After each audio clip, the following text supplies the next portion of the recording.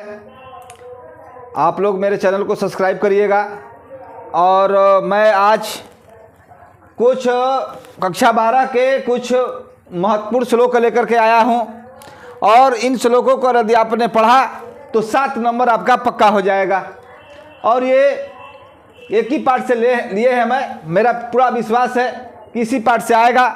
ये पाठ का नाम है सुभाष रत्नान, और ये हिंदी के महत्वपूर्ण श्लोक लिए गए हैं। और आप लोगों को परीक्षा में अब मैं इसका संदर्भ सहित व्याख्या बताऊंगा आप लोगों को कि संदर्भ सहित व्याख्या आपको कैसे करनी है। ठीक है, आप लोग परीक्षा 16 तारीख को है हिंदी का, इसलिए आप लोग इसको पढ़ लेंगे और पढ़ करके जाएंगे। निश्चित रूप से आप लोग को ये पेपर में मिलेगा। अब मैं पहले कविता को पढ़ रहा हूँ कि सुखार्थिनो कुतो विद्या कुतो विद्यार्थिनो सुखम, सुखार्थी व तयते विद्या विद्यार्थी व तयते सुखम। कहने का मतलब है कि सबसे पहले हम संदर्भ लिखेंगे।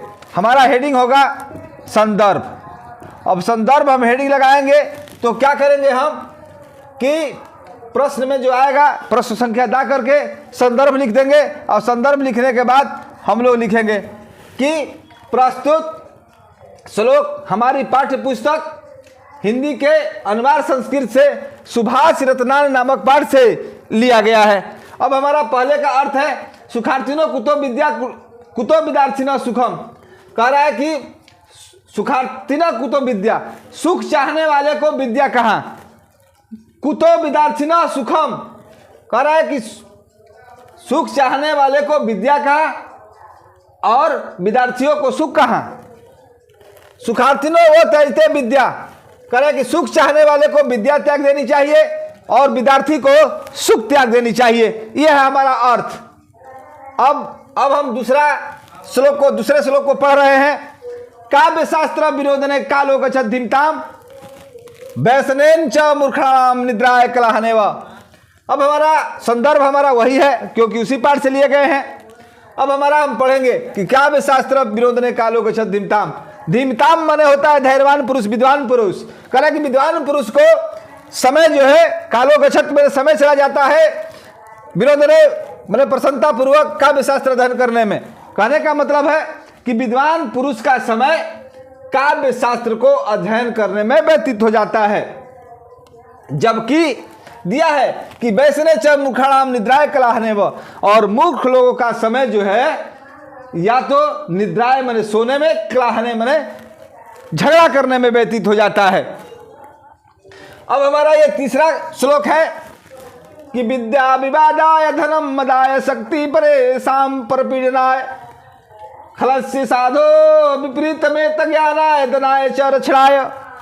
अब ये हमारा है कि भाई दुष्ट लोगों की विद्या विवाद के लिए, धन मदाय के लिए, यानी कि धन जो होता है सुख के लिए होता है, शक्ति परेशान परपीडनम, और शक्ति जो होती है वो दूसरों को दुख देने के लिए होती है। कहने का मेरा मतलब है कि भाई जो दुष्ट व्यक्ति होता है उसके पास जब विद्या आएगी तो विवाद करती है, धन आता है तो सुख प्राप्त करता है, और जब शक्ति आती है तो दूसरों को दुख देने का काम करता है। इसके ठीक विपरीत यदि साधो माने सज्जन पुरुष के में यदि विद्या आएगी तो भाई ज्ञान के लिए आएगी, विवाद के लिए नहीं, विद्या जो है ज्ञान के लिए। और जब धन आएगा तो दान देने के लिए होता है, और जब शक्ति आती है तो दूसरों की रक्षा करने के लिए होता है। अब हमारा चौथा श्लोक है, इसका अर्थ हम करेंगे न चौरहार्यम न च राजहार्य न भारत भाज्यम न च भारकारी वै कीर्ते वर्धते एव नित्यम विद्याधरम सर्वप्रधान धनम। अब हमारा है कि विद्या ऐसी चीज है, विद्या ऐसी वस्तु है जिसको न चोर चुरा सकता है, न राजा हरियम न राजा हर सकता है, न भारत भाज्यम न भाई बांट सकता है, न च भारकारी, और न ही अब भार देता है, यानी कि भार से विहीन है। अब कह रहा है कि व्यय कृते वर्धते, व्यय करने से, सिखाने से, पढ़ाने से विद्या जो है बढ़ती है, नित्य बढ़ती है। विद्या धर्म सर्व प्रधान धर्म, और विद्या सभी धनों में प्रधान धन है। हमारा ये 5 नंबर श्लोक है कि सर्व पर बसम दुखम सर्वात्मा बसम सुखम सेत दिघात समासने लक्षणम सुख दुख आयो। कहने का मतलब है कि सर्व पर बसम दुखम, दूसरों के बस में रहना ही सबसे बड़ा दुख है। सर्वात्मा बसम सुखम, और अपने आत्मा के बस में रहना यानी स्वतंत्र रहना, आजाद रहना सबसे बड़ा सुख है। एक द्विघात समासने, ये दोनों लक्षण, यही दोनों लक्षण सुख और दुख के लक्षण है, और सुख और दुख के यही समान लक्षण है। अगला हमारा कविता है, श्लोक है कि परोचे कार्यहंतरम प्रत्यक्षे पिरिवादिनम वर्जेता दृशम मित्रम विषकुंभम पयोमुखम।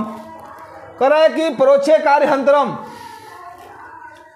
पीठ पीछे जो हमारे कार्यों में बाधा डाले, पीठ पीछे जो हमारे कार्यों में बाधा डाले, प्रत्यक्षे पिरिवादिनम, और सामने आने पर वह पिरिवाणी बोले, वह पिरिवाणी बोले, सामने आने पर वह पिरिवाणी बोलता है। आप बरजते दृशम मित्रम विश्व कुंभम पयोमुखम, यह इसी प्रकार से हमारा मित्र है कि जिस प्रकार से पूरे घड़ा में विष भरा है, पूरे घड़ा में विष भरा है, लेकिन मुख पर जो है दूध रखा गया है, और देखने से यह पता लगे कि मुंह घड़ा जो भरा हुआ है वह दूध से भरा है, लेकिन इसके अंदर क्या है?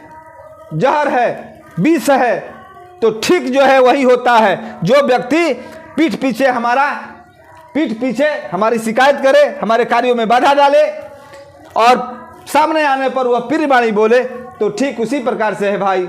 और मैं इन कविताओं का अर्थ आप लोगों को मैंने समझा दिया, आप लोग परीक्षा में पढ़ करके जाइएगा। मेरा विश्वास है कि इसी कविताओं में से कोई ना कोई, देखिए गद्य और पद से, श्लोक से और गद्य से खंड आते हैं, दोनों में से किसी एक को करना पड़ता है, तो आप लोग इसको याद रहेंगे तो इसी को कर देंगे। अब हमारा एक बार मैं बता दे रहा हूँ संदर्भ इसका कैसे लिखेंगे, कि प्रस्तुत श्लोक हमारी पाठ्य पुस्तक हिंदी के अनिवार्य संस्कृत से सुभाषितानि रत्नानि नामक पाठ से लिया गया है, और इसके बाद हम व्याख्या डाल करके अब इस प्रश्नों को हल कर देंगे, और आप लोग को 7 नंबर पक्का हो जाएगा। ये 7 नंबर का आता है, 2 नंबर का संदर्भ और 5 नंबर का अर्थ आएगा। इसी के साथ प्रकाश ऑनलाइन क्लासेज में आप लोग का स्वागत है। इसी के साथ आप लोग को मैं धन्यवाद दे रहा हूँ। जय हिंद, जय भारत।